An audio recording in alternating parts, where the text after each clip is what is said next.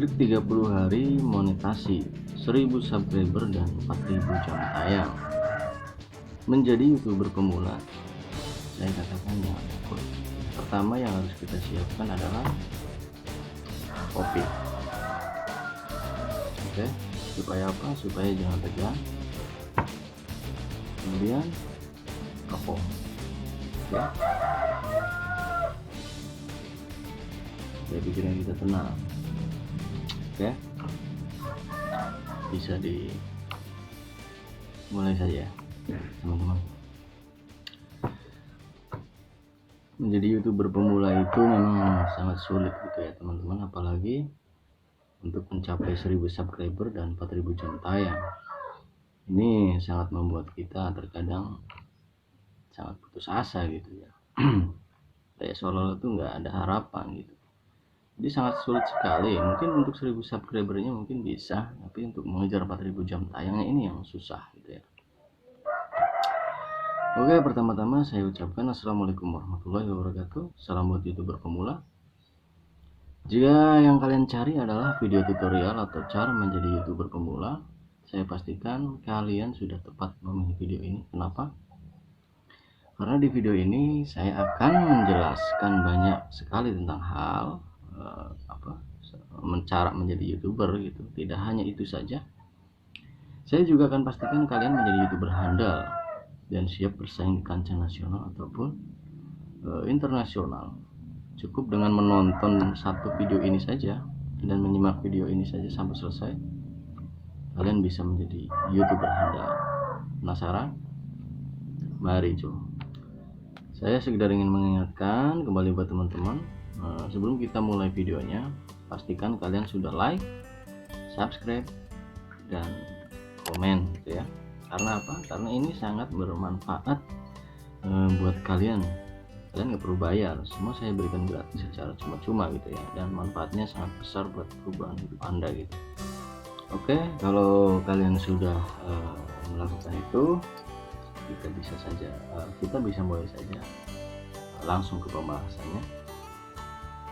Jadi pertama, untuk menjadi seorang YouTuber, Anda harus punya akun Google dulu gitu ya. Pastikan Anda udah punya akun Google.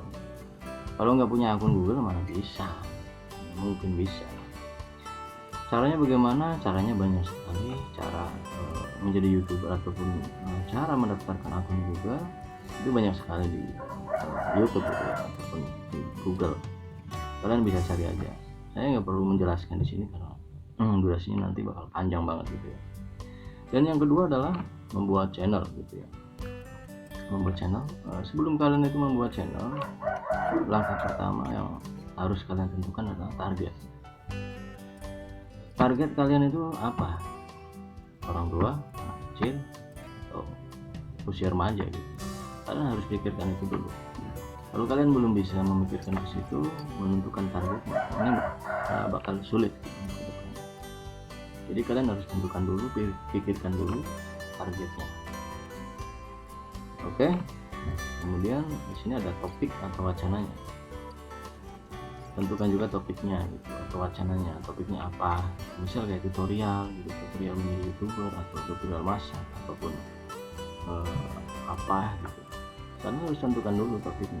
Misalkan topik ini adalah satu niche gitu ya. Jangan campur-campur gitu. Oke, itu langkah yang kedua. Kemudian yang ketiga, tentukan nama channel sesuai dengan konten dan topik. Jadi nggak boleh asal teman-teman. Ini sangat berpengaruh di sini. Menentukan nama channel itu sangat berpengaruh gitu. Harus sesuai dengan topik atau wacananya gitu. Jangan asal-asalan. Ini yang terkadang YouTuber pemula ini sangat tidak memperhatikan di sini. Dikasih nama channel itu asal-asalan aja, sesuai dengan topik atau tema kontennya gitu. Ini sangat tidak baik. Kemudian yang keempat di sini, kalian juga harus menganalisa deskripsi. Analisa deskripsi. Deskripsinya itu diisi sesuai dengan konten dan topik channel yang menyimpang gitu. Setelah kalian menentukan nama channel, kalian juga harus mengisi kolom deskripsi gitu, dan deskripsinya ini harus diisi sesuai dengan konten dan topik channel gitu. Kemudian langkah berikutnya, kalian harus membuat banner atau sampul channel gitu. Banner atau sampul channel yang backgroundnya ada di belakang tampilan channel, di belakang foto profil kamu itu jangan diabaikan. Jadi kalian harus buat itu sangat berpengaruh sekali gitu ya.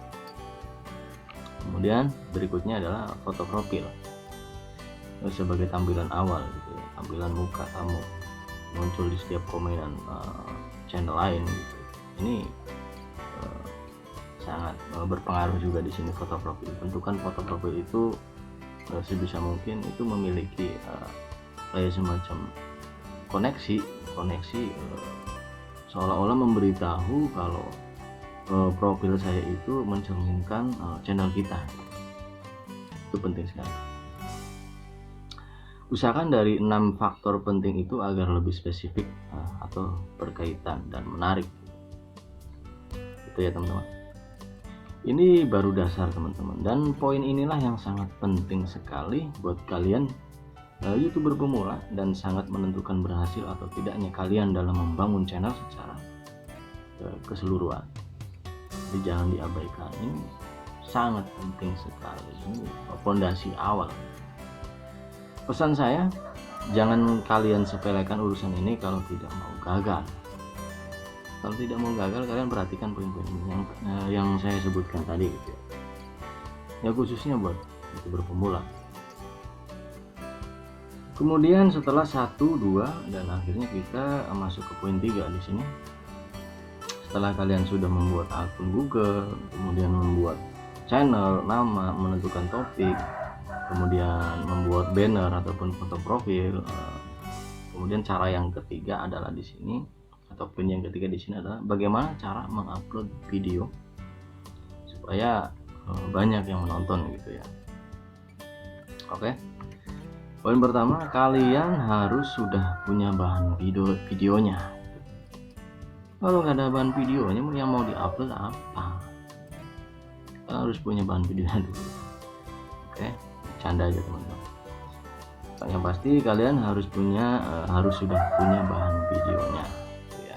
Dan yang kedua, usahakan video harus standar YouTube. Dimana standar YouTube ini adalah di antara 3 menit sampai 5 menit. Itu minimal. Usahakan buat videonya itu minimal 3 atau sampai 5 menit ya. Jadi makin durasinya makin panjang atau makin banyak makin bagus gitu, untuk menaikkan retensi penonton ataupun untuk menaikkan jam tayang. Kemudian poin berikutnya adalah proses editing. Proses editing di sini saya merekomendasikan 2 aplikasi yang saya pakai juga gitu ya. Editing video ini saya rekomendasikan memakai 2 aplikasi, di mana yang pertama adalah editing video. Editing video saya pakai, saya rekomendasikan buat teman-teman gitu, gunakan KineMaster, InShot atau Power Director gitu ya. Itu 3 aplikasi yang saya rekomendasikan buat teman-teman pemula khususnya yang menggunakan HP gitu, yang menggunakan HP Android gitu. Kemudian untuk editing fotonya, aplikasinya ada banyak gitu ya.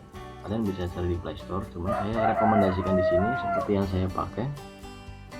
Saya memakai aplikasi editing foto Pixlab gitu. Ini sangat bagus banget. Kemudian mudah juga digunakan, gampang gitu dipelajari. Editannya pun bagus lah, gitu.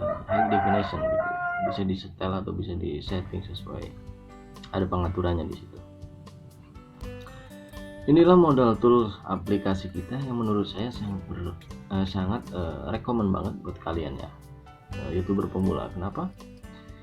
Karena aplikasi ini sangat mudah dipelajari, MB-nya pun tidak terlalu besar dan nggak bikin HP kita nge-lag ataupun headpress gitu. Oke. Sejauh ini saya harap kalian bisa memahami dan bisa dimengerti. Santai saja, jangan terlalu tegang. Oke dulu. Oke. Saya ingatkan kembali buat yang belum like, komen, dan subscribe, saya pastikan kalian harus kerjakan itu dulu gitu teman-teman ya. Jadi nggak akan rugi sebenarnya, nggak akan rugi karena apa, ini manfaatnya banyak, banyak sekali lah buat teman-teman sekalian gitu ya. Kopi dulu, jangan tegang, santai. Setelah proses editing, mengedit, cut mengcut, converse mengconverse, kalian selesai dengan aplikasi yang saya rekomendasikan tadi. Akhirnya saya anggap videonya sudah selesai dan siap untuk diupload ke channel YouTube kalian gitu ya. Dan satu hal, usahakan ketika kalian mengupload video ke channel kalian, settingan usahakan diprivasikan dulu ya teman-teman. Jangan langsung dipublikasikan. Jadi harus diprivasikan dulu, jangan langsung dipublikasikan. Kemudian setelah udah terupload di channel YouTube kalian masuk ke aplikasi setel ulang videomu, masuk ke aplikasi vidIQ di Play Store ada, kalian bisa download vidIQ.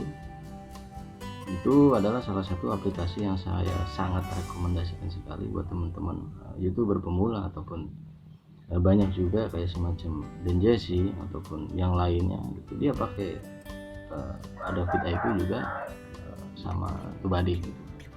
Ini untuk kita bisa menilai keyword ataupun kata kunci yang volumenya paling tinggi secara overall gitu ya.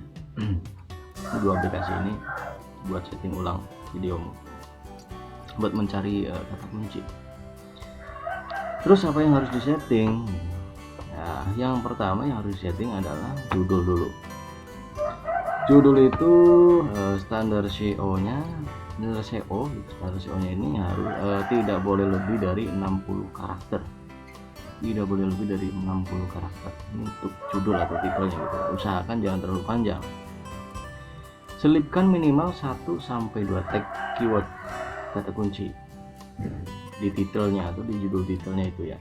Jadi selipkan 1 atau 2 tag keyword ataupun kata kunci di situ di judulnya. Ini penting sekali karena supaya kita tahu standar SEO-nya biar bisa lebih mengenal lagi.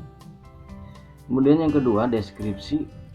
Isikan deskripsi itu 350 karakter atau sampai 5000 karakter, itu standar SEO gitu ya, deskripsi.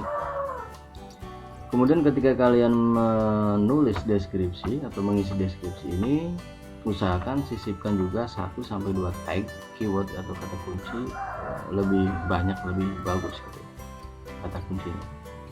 Nah, kata kunci yang relevan itu dengan konten Anda ataupun video Anda, kalian bisa searching atau cari di vidIQ volume yang bagus gitu, volume yang bagus, persaingannya yang rendah. Jadi secara overall itu nanti akan bisa menaikkan sistem engine operation kita gitu. Ataupun bisa dicari di TubeBuddy aplikasi gitu. Ada 2 aplikasinya yang saya rekomendasikan. Jangan lupa sertakan juga link support seperti Facebook, Instagram, dan lain-lain. Ataupun jika kalian sudah bisa mengatur playlistnya, kasih link playlistnya juga di situ di kolom deskripsi gitu ya teman-teman. Isi keterangannya, terus hashtagnya, kemudian tag gitu ya. Itu wajib diisi di kolom deskripsi. Kemudian kita langsung ke poin isi tagar di settingan aplikasi YouTube Studio itu ya. Kalian isi tagar sebanyak 100 karakter atau pastikan tagar yang kalian pilih itu volumenya harus 50 ke atas. Usahakan harus ya volumenya yang 50 ke atas gitu. Misal kalian cari di vidIQ gitu kan, search keywordnya gitu, kalian cari keywordnya di situ di vidIQ ataupun TubeBuddy, cari yang volumenya itu yang nilainya itu 50 ke atas. Usahakan, ini sangat penting sekali. Sebagai apa? Sebagai standar optimasi, biar channel kalian itu atau biar video kalian itu gampang ditemukan di searching YouTube atau di penelusuran jelajah YouTube ataupun di fitur jelajah Google. Oke, setelah semua tadi selesai sampai centang hijau, ketika kalian mencari keyword di vidIQ itu seakan sampai centang hijau gitu ya, sampai centang hijau. Artinya settingan itu berhasil ataupun sukses. Lalu kalian keluar kemudian masuk ke YouTube Studio. Untuk apa? Ribet banget gitu ya. Ribet banget menurutku, bukan ribet sih, menurutku ya nggak ribet-ribet juga, memang seperti ini prosesnya gitu. Kalian mau berhasil, kalian harus yakin, berusaha. Terlihat rumit sih, tapi sebenarnya tidak juga. Kalau kalian sudah memahami, nggak akan terlihat ribet ya kalau kalian sudah memahami. Jangan lupa buat kalian yang baru bergabung atau kalian yang baru datang menonton, saking asiknya terus kelupaan, pura-pura lupa, tidak akan diklik dulu ya, like, comment, subscribe-nya gitu, share nanti ke teman-teman kalian biar jadi kaya semua. Setuju ya? Oke, jadi kaya gitu. Lanjut, bisa? Oke, mungkin untuk sekarang segitu dulu ya teman-teman. Nanti saya akan lanjut lagi di part yang kedua gitu ya. Insya Allah saya bakal usahakan dan saya bakal bakal upload lagi, bikin video lagi gitu. Masih banyak di sini, masih banyak gitu. Tapi di sini berhubung dari tadi tuh banyak suara-suara yang aneh-aneh gitu ya, ayam jadi apalah, jadi kurang asik lah istilahnya. Kita nanti lanjut ke part keduanya aja. Semoga bermanfaat, simak terus, dukung channel ini gitu ya. Kalau kalian ingin sukses gitu ya, kalian harus tonton video berikutnya biar kalian paham. Assalamualaikum.